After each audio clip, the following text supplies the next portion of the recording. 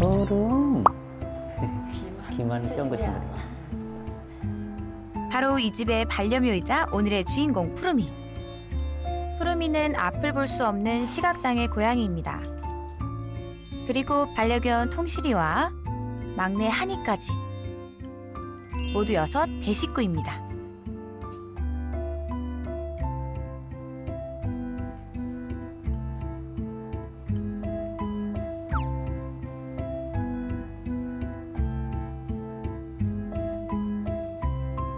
그 중에서도 가장 마음이 쓰이는 녀석이 바로 푸르미인데요. 혹시나 다치지는 않을까, 불편하진 않을까 시선을 떼지 못하는 모습이네요. 그랑 기분 좋아. 푸르미가 딱 공고에 떴는데 한쪽 눈은 뭐 완전히 시력을 잃은 상태라고 공고가 떠 있어서 저희는 이제 한쪽 눈이라도 그러면 한번 살려보자 이렇게 해서 했는데 5개월 만에 다시 적출 수술하지 않았던 눈이 궤양이 생기거나 이런 문제가 생겨서 다시 2차 수술도 이제 오른쪽 눈까지도 적출을 한 거예요. 희미하게 남은 한쪽 시력에 다 적응해갈 무렵 그마저도 빼앗겨버린 푸르미. 푸르미의 세상은 이제 완전히 캄캄해졌습니다.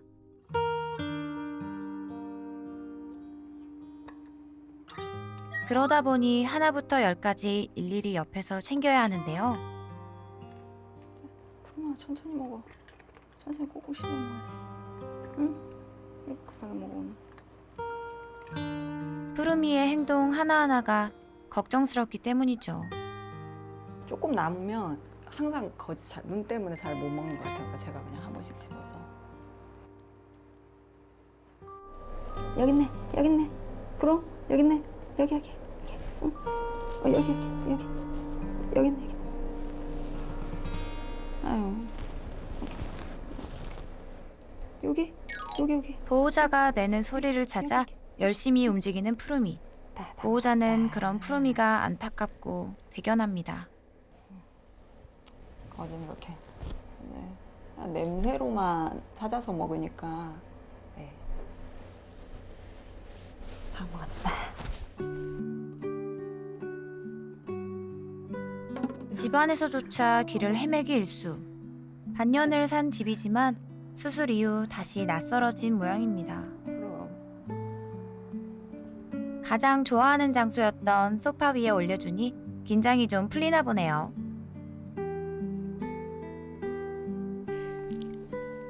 그런데 장난감에 즉각 반응하는 푸르미. 너무 잘 놀죠. 이럴 땐 여느 고양이들과 다르지 않아 보이는데요. 앞이 보이지 않는다는 게 믿기지 않네요.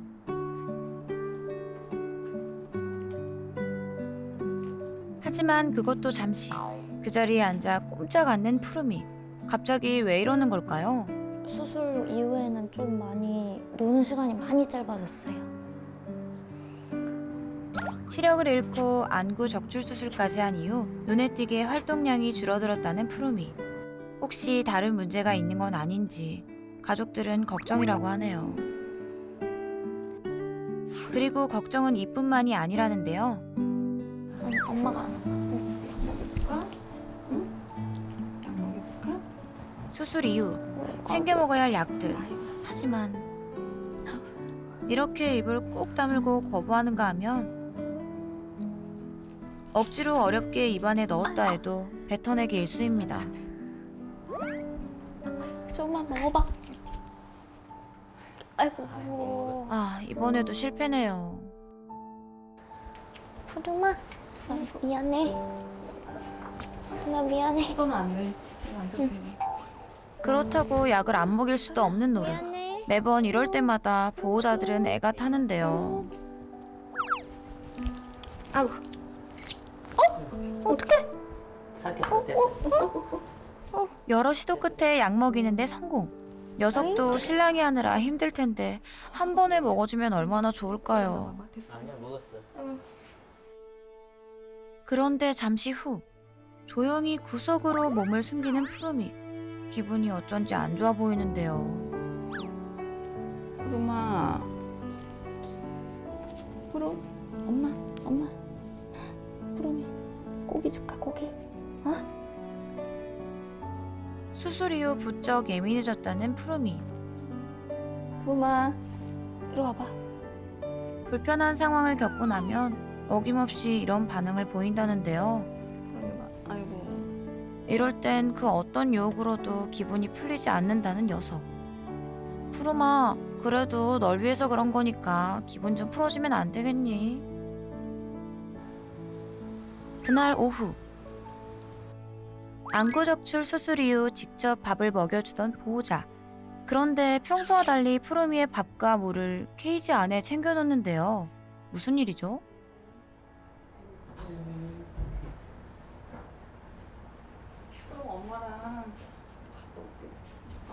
아, 가족들이 외출을 하려나 본데요. 앞을 볼 수 없는 푸르미가 혼자서도 별탈 없이 있으려면 외출 전 만반의 준비가 필요하겠네요. 그래도 녀석을 두고 발걸음이 떨어지지 않나 봅니다. 사실 이렇게까지 신경 쓰는 진짜 이유는 따로 있다는데요. 오빠 놀랬네. 평소 누가 먼저랄 것도 없이 종종 서로 싸움이 벌어진다는 푸르미와 하니. 문제는 앞을 볼 수 없는 푸르미가 자칫 위험해질까봐 그게 가장 큰 걱정이랍니다. 그러니까 푸르미도 피한다고 피하는데도 푸르미는 눈이 안 보이니까 또 잘 못 피할까봐 둘을 볼 수가 없을 땐 무조건 푸르미를 이제 저기 넣어놔요. 이렇게 자나 깨나 푸르미 걱정이 많은 우리 보호자님들은 밤에도 푸르미와 함께 거실에서 잠을 청합니다. 정말 지극정성입니다. 눈이 안 보이는 고양이를 어떻게 키우냐는 우려의 목소리도 많았습니다. 물론 그 우려만큼이나 푸르미와 함께 사는 건 쉽지 않았죠. 푸르미는 이제 사람으로 치면 이제 장애를 가진 거잖아요. 그래서 그렇게 돌봐야 하는 것도 힘들고 온전히 푸르미한테 쏟아야 하는 시간이 많아야 하니까 그냥 그런 것들이 다 복합적으로 너무 힘들었어요. 지금은 어떠세요? 지금은 없으면 안 돼요.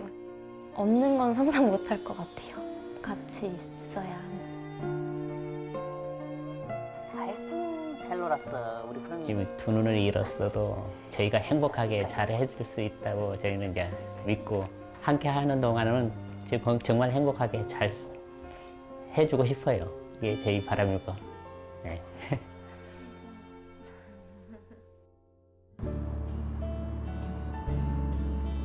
눈이 보이지 않는 아이를 만나서 어떤 도움을 줄 수 있을지 빨리 만나보고 싶었습니다.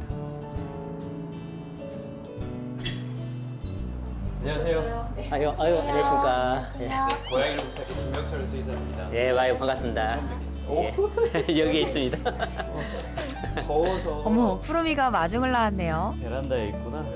현관에 어디 갈 거야? 응? 낯선 인기척에 푸르미도 살짝 긴장했나 보네요. 애기 이름이 푸름이 되게 귀엽네요. 정말 고양이 같다. 사부작사부작. 선생님, 오늘도 잘 부탁드릴게요. 네, 준비된 영상 보시면서 지금 푸르미한테 뭐 어떤 일이 벌어지고 있는지도 보고 그리고 뭐 문제점이 있으면 그것도 좀 어떻게 해결을 할지 찾아볼게요. 네. 자, 먼저 너무도 애를 먹었던 푸르미 약 먹이기 어떻게 해야 할까요? 마지막에 항상 좀 망설이시네요. 그쵸? 하지만 그럴수록 더 격하게 약을 거부해 왔었는데요. 아이고 어떡해. 이런 멘트 절대 하지 마세요. 아고 어떻게 이런 멘트 절대 하시면 돼요. 사람도 뭐 싫은 거 할 때 자자자 한다 정작 안 하고 그 기다리는 시간이 오히려 힘든 것처럼 이렇게 막 옆에서 추임새 넣으실 이유가 없어요.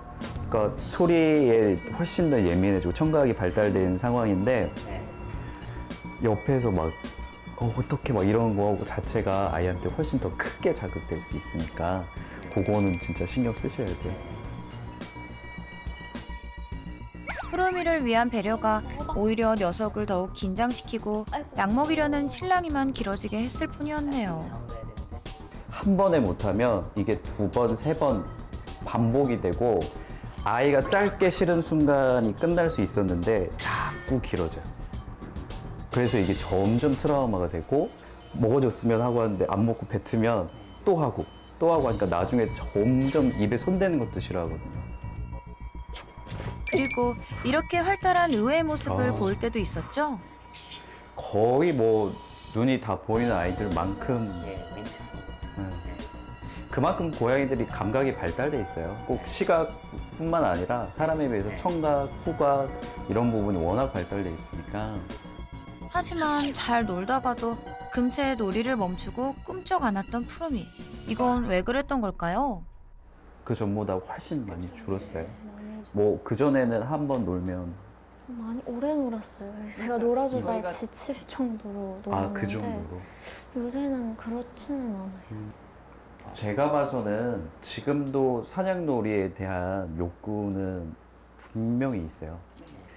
좀 처음에 집중해서 놀 때는 집중해서 막 쫓아다니고 잘 놀다가 약간 공간이 이렇게 확 트인 것 같고 불안해진 상황에서 그냥 멈추는 모습. 고양이들이 약간 공간이 불안해하면 원래 잘 하던 행동도 잘 안 하고 약간 하던 사냥놀이도 좀 멈추고 이런 게 있거든요. 근데 보면 이 내부 공간에 대해서 아직까지는 조금 불안한 게 있는 것 같아요. 올라가는 거 너무 잘 올라가네요.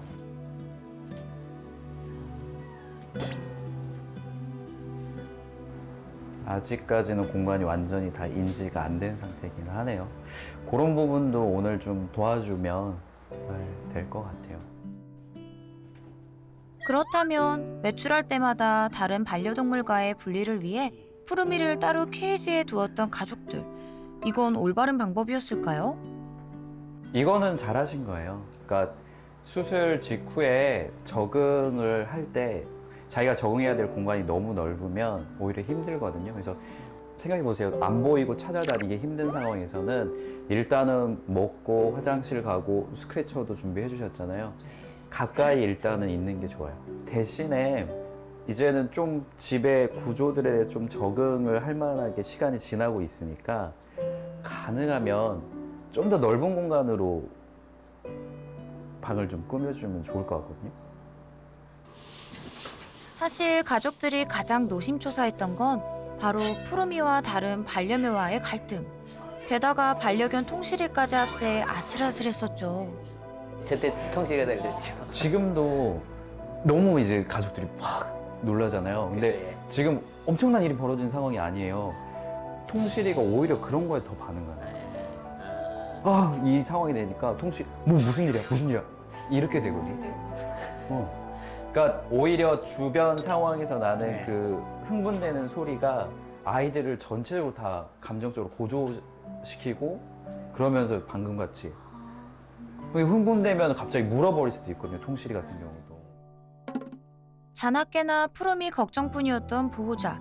결국 눈이 보이지 않는다는 안쓰러운 마음과 책임감이 과잉보호로 이어진 게 문제였네요.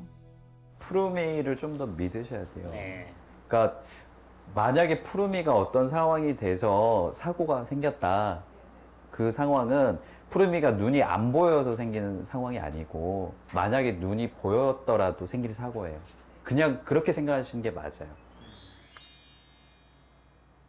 위험한 요소들에 대해서 우리가 조금만 조심을 해주면 그 집 자체를 눈이 보이는 아이들처럼 전부 다 사용할 수가 있는데 이제 과잉 보호를 하게 되면 아이가 항상 이용하는 공간만 이용하게 되다 보니까 전체 공간을 사용을 할 수가 없거든요. 그래서 그게 가장 큰 문제로 생각됐습니다. 크게 싸운 적 있네요. 그죠. 야가 상처날 정도니까. 이 고양이들이 원래 먹덜미 물잖아요. 우리 통실이를 먹덜미로 문 거예요. 핥히고. 한 번씩 이렇게 심하게 건 적이 있어요. 한 좀. 번씩. 예. 제가 마음 놓고 못 열고 나가요. 혹시 일이 생길까 봐. 이제 보통 강아지랑 고양이랑 같이 생활하는 경우가 그래도 꽤 많은 편인데 개와 고양이의 어느 정도 분쟁이나 다툼이 있다라고 하면 둘이 뭔가 분쟁이 생겼을 때 바로 피할 수 있는 공간만 있으면 이 빈도수를 현저히 낮출 수가 있거든요.